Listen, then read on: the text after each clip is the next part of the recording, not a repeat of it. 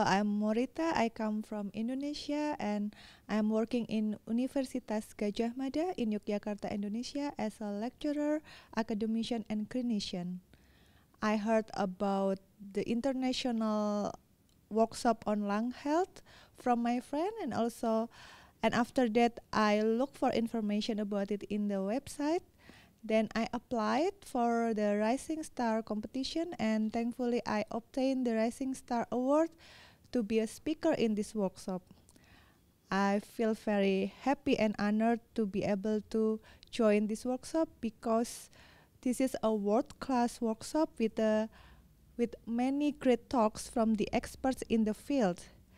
And this award also a kind of acknowledgement of the importance of the research that I and other research team members do. So this really encouraged me to develop myself in science and to keep doing research for the benefit of the community.